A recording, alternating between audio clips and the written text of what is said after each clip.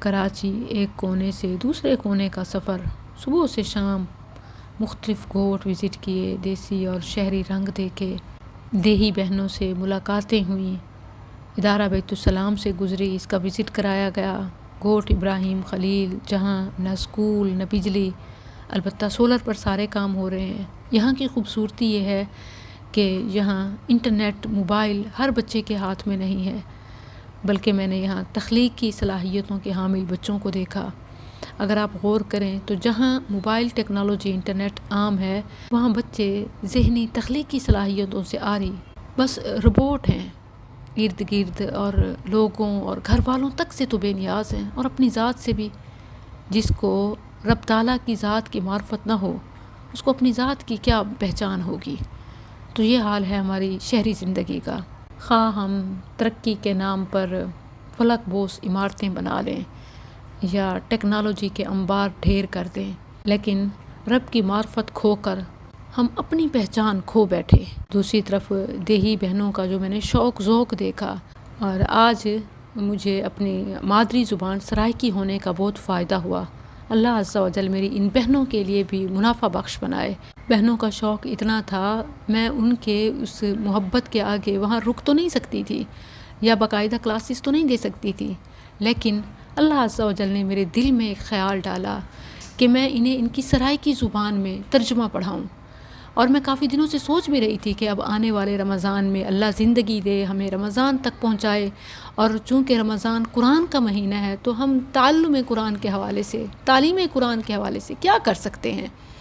چونکہ سبھی دورہ قرآن کرا رہے ہوتے ہیں، اور میں بھی کئی بار کرا چکی ہوں، بلکہ اس کے علاوہ کئی رمضان کورسز، مثلاً ادعیہ کورس اور رمضان اسپیشل مختلف کورسز۔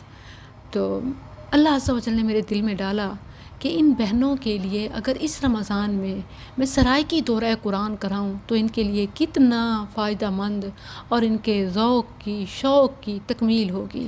اور پاکستان میں اسپیشلی پنجاب اور سندھ اور مختلف جو بلوچی یا سندھی جو علاقے ہیں، اصل میں ان کی جو ایک خصوصیت ہے نا، آپ کہیں کہ زبان کی روٹ ہے وہ سرائیکی ہے، البتہ کچھ الفاظ اور لہجے مختلف ہو جاتے ہیں، لیکن اردو کی نسبت سے ان کے لیے سمجھنا بہت آسان ہوتا ہے، چونکہ انہوں نے اسکول وغیرہ نہیں کیا اکثریت نے، اور اردو ان کے لیے ان کے بس کا روگ نہیں، تو سرائیکی میں اگر ان کو قرآن کا ترجمہ پڑھایا جائے تو ان کے عقائد، اعمال اور تعلق باللہ اور تعلیم دین کس قدر ممکن ہو جائے انشاءاللہ۔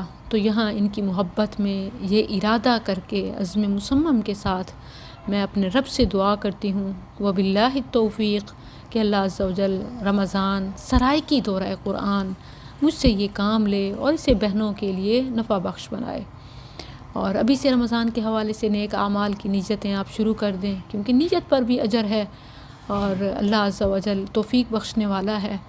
تو انشاءاللہ یہ اپنی نوعیت کا پہلا خصوصی سرائیکی دورہ قرآن ہوگا انشاءاللہ، اور آپ بھی جو سرائیکی زبان پسند کرتے ہیں یا اس علاقے اور زبان سے تعلق رکھتے ہیں تو وہ یہ نیت کر لیں کہ انشاءاللہ اس بار ہم سرائیکی میں ترجمہ قرآن پڑھیں گے، کیونکہ قرآن کا اصل مقصد نصیحت لینا ہے، اور نصیحت لینا تب ہی ممکن ہوتا ہے جب آپ بات کو سمجھیں۔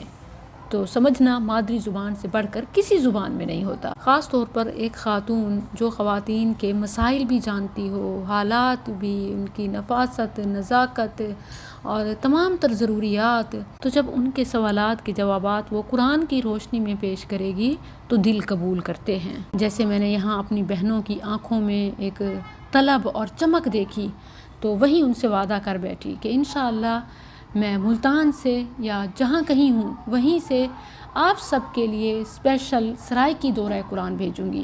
یہی قرآن کا علم، دین کا علم میری بہنوں تک پہنچے گا تو ہماری نسلوں تک پہنچے گا، اور عورت کی تعلیم تو ملت اور امت کی تعلیم ہے، جبکہ مرد کی تعلیم فرد کی تعلیم ہے۔ عورت انسانی معاشرے کا وہ اہم عنصر ہے جس کے بغیر معاشرہ اور سماج کا تصور ہی ممکن نہیں۔ عورت انسانی ترقی کا زینہ اور اجتماعی زندگی کی روح ہے۔ عورت افزائش نسل کے ساتھ ساتھ اولاد کی تعلیم و تربیت کی اعلیٰ ذمہ دار ہے۔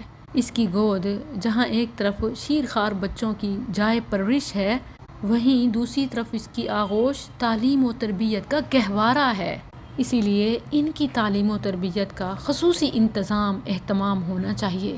یہ زمین پر اللہ کی نشانی ہے اور رہتی دنیا تک اس کی عزت و آبرو کی محافظ بھی انشاءاللہ۔ وَمِنْ آيَاتِهِ أَنْ خَلَقَ لَكُم مِّنْ أَنفُسِكُمْ أَزْوَاجًا لِتَسْكُنُوا إِلَيْهَا وَجَعَلَ بَيْنَكُم مَّوَدَّةً وَرَحْمَةً۔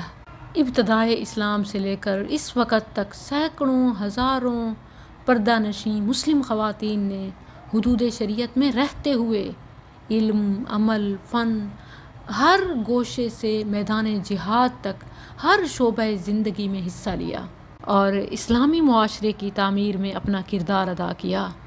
خواتین اسلام نے علم حدیث کی جو خدمات انجام دی ہیں، ان کی سب سے پہلی نمائندگی ازواج مطہرات، صحابیات اور تابعیات کرتی ہیں۔ ام المؤمنین عائشہ رضی اللہ عنہا کے حوالے سے امام زہری جو کبار تابعین میں سے تھے وہ فرماتے ہیں، کانت عائشہ اعلم الناس، عائشہ رضی اللہ عنہا تمام لوگوں میں سب سے زیادہ علم رکھنے والی تھیں۔ بڑے بڑے صحابہ رضی اللہ عنہم ان سے مسائل دریافت کرتے۔ اگر تمام ازواج مطہرات کا علم بلکہ تمام مسلمان عورتوں کا علم جمع کیا جائے تو عائشہ رضی اللہ عنہا کا علم سب سے اعلیٰ و افضل ہوگا۔ عائشہ رضی اللہ عنہا فتویٰ اور درس دیا کرتی تھیں۔ یہی نہیں بلکہ آپ نے صحابہ کی لغزشوں کی بھی نشاندہی فرمائی۔ اسی طرح ام المؤمنین ام سلمہ رضی اللہ عنہا علم حدیث میں ممتاز نظر آتی ہیں۔ ام المؤمنین ام سلمہ رضی اللہ عنہا سے تقریباً 378 احادیث مروی ہیں۔ اس کے علاوہ علامہ ابن قیم رحمہ اللہ نے ان کے فتاویٰ کی تعداد کے حوالے سے لکھا کہ اگر ان کے فتاویٰ جمع کیے جائیں تو ایک چھوٹا سا رسالہ تیار ہو سکتا ہے۔ امہات المؤمنین کے علاوہ صحابیات میں مشکل ہی سے کوئی صحابیہ ایسی ہوں گی جن سے کوئی نہ کوئی روایت موجود نہ ہو۔ اسی طرح صحابیات کے بعد تابعات، صحابیات کی صحبت اور ایمان کی حالت میں جن خواتین نے پرورش پائی یا ان سے استفادہ کیا ان کو تابعات کہا جاتا ہے۔ صحابیات کی طرح تابعات نے بھی فن حدیث کی حفاظت اور اشاعت اور اس کی روایت اور درس و تدریس میں کافی حصہ لیا۔ ان میں حفصہ بنت سیرین، امرہ بنت عبد الرحمن سر فہرست ہیں۔ ان خواتین اسلام کی حیات، ان کی سرگرمیاں آنے والی نسلوں کو بتانا ضروری ہے تاکہ وہ انسپائر ہوں، تاکہ وہ انہیں رول ماڈل سمجھیں اور ان کے مطابق اپنی زندگیاں بنائیں، نہ کہ انٹرنیٹ کے ذریعے اخوات الشیاطین اور بنات الشہوات کے جنہوں نے اس امت کی ہلاکت میں کوئی کسر نہیں چھوڑی اور اپنی پرائیویسی، پرسنل لائف، جوانی، ازدواجی زندگی، حتیٰ کہ پریگننسی، ڈیلیوری، ہر چیز مرد و زن کے سامنے، ساری دنیا کے سامنے اوپن کر کے رکھ دی اور اس کو کمائی کا ذریعہ بنا لیا۔ کیا ہی بری کمائی ہے۔